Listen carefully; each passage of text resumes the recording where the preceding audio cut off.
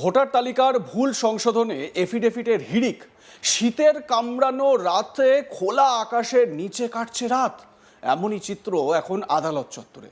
আগে হ্যাঁ, ঠিকই শুনেছেন। কেন এরকম অবস্থা সেটাই আপনাদের বলবো। ভোটার তালিকা ও ভোটার কার্ডে নামের ভুল সংশোধন থেকে শুরু করে নানা প্রশাসনিক ও ব্যক্তিগত কাজে প্রয়োজনীয় এফিডেভিট করাতে বাধ্য হয়ে শত শত মানুষ সারা রাত লাইনে দাঁড়িয়ে থাকতে বাধ্য হচ্ছেন। এসআইআর প্রক্রিয়া শুরু হওয়ার পর থেকেই এই চাপ বেড়েছে বহুগুণ। পূর্ব বর্ধমান জেলার কাটোয়া মহকুমা আদালতের সামনে কয়েক মাস ধরেই রাতভর লাইন দেওয়া দৃশ্য চোখে পড়ছে। এই দৃশ্য কতটা মর্মান্তিক একবার ভেবে দেখুন। সেই ছবিটা একটু আপনাদের দেখাই, তারপর আপনাদের সঙ্গে আরো বিস্তারিত আলোচনা করব। দেখুন,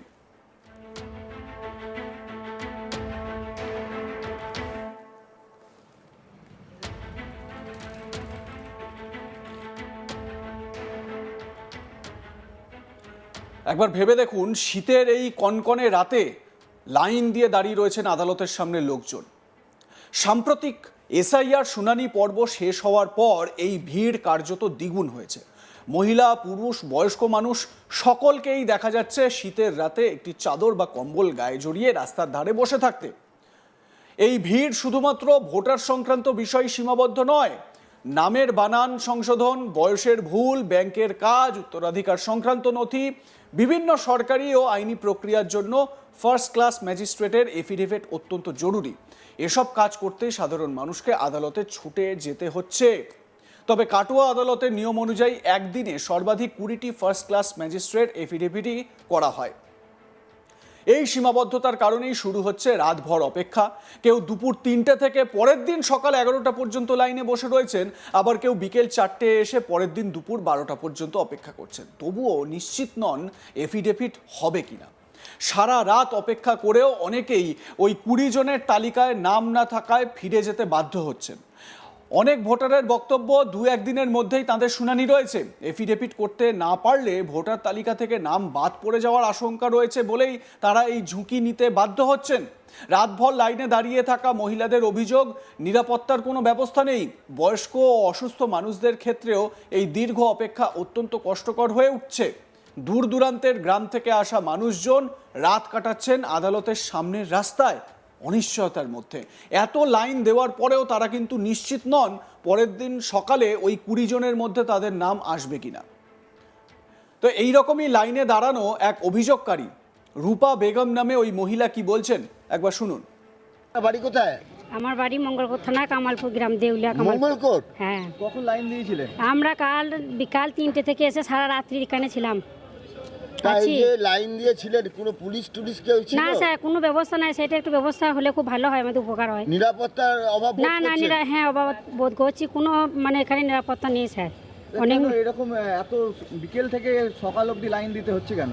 কেন জানি না, বলছে 20টার বেশি নেবে না স্যার। এইটাই ব্যবস্থা করে দেন যেন 40টা 50টা নেয়, তাহলে আমাদের এই সাধারণ মানুষের খুব সুবিধা হয়। আপনারা কালকে বিকেলে এসেছিলেন? হ্যাঁ স্যার, বিকালে এসেছি। সারা রাত কোথায় ছিলেন? সারা রাত হয়তো রাস্তা রোডে পড়েছিলাম, ট্রেনে। এক সময় যা ছিল সাধারণ একটি প্রশাসনিক প্রক্রিয়া, আজ তা রূপ নিয়েছে এক কঠিন দৈনন্দিন লড়াইয়ে। শীত যত বাড়ছে ততই প্রকট হয়ে উঠছে এই বাস্তবতা। নিজের ভোটাধিকার ও নাগরিকত্ব নথি ঠিক রাখতে সাধারণ মানুষকে রাত জেগে রাস্তায় বসে থাকতে হচ্ছে। অভিযোগকারী মোহাম্মদ শের আলী তিনি কি বলছেন শুনুন একবার, তারপর শোনাবো বাচ্চু শেখ, স্থানীয় বাসিন্দা, তার বক্তব্য শুনুন। 78 বছর। 78 বছর। আপনার নামে কি ভুল আছে? আমার নামে এমনি আমার ব্যক্তিগত যে নাম, সেই নাম্বার এখানে ঠিকই আছে, কিন্তু আমার ছেলেদের, মেয়েদের সব নাম্বার নামের বানান ভুল আছে। ওই জন্য এফিডেভিট করতে এসেছেন? হ্যাঁ। তা কাল না কখন হলে থেকে আছেন? কালকে 3টে 3:30 দুপুর? হ্যাঁ, না দুপুর। বিকেল। তখন থেকে দাঁড়িয়ে আছেন? বসেই ছিলাম, দাঁড়াতে আমার ক্ষমতা নাই, দাঁড়ানো অতক্ষণ বসে এই শীতে এইভাবে কষ্ট করে আপনি রয়েছেন? উপায় নেই তো। এটা না হলে বলছে যে উপায় নেইটা কেন, কি বলছে? উপায় নেই মানে এই মাত্র 20 জন করে নেবে, আর পরে এসে তো হবে না, তাহলে আমার একটা লাইনটাকে নিতে হবে।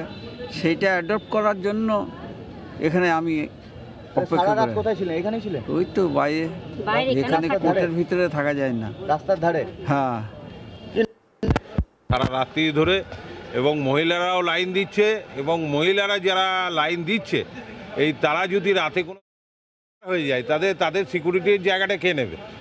আজকে গ্রাম বাংলার মানুষ সেই সাধারণ এভিডভিটের জন্য ভুগছে, এবং নির্বাচন এলে নেতারা শুধু খালি বলে নির্বাচনে আমাদের ভোট দাও, এবং তাদের ভোট নিয়ে পরে তাদের আর খেয়াল রাখে না।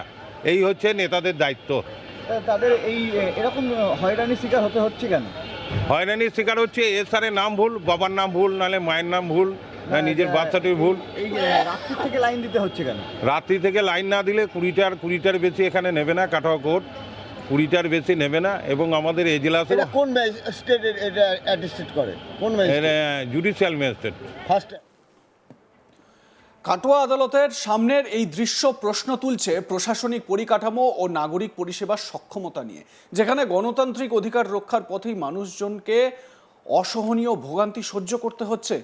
একবার ভাবতে পারেন, যে মানুষগুলো রাতভর এই কঠিন ঠান্ডার মধ্যে রাত কাটিয়ে তারা অপেক্ষা করছেন এফিডেভিটের জন্য, আইনি বিভিন্ন কাজের জন্য, তারা নিশ্চিত নন সেই কাজ তারা করে উঠতে পারবেন কিনা। আমার সহকর্মী সুজাতা মেহরা বিষয়ে তার প্রতিবেদনে কি বলছেন শুনুন।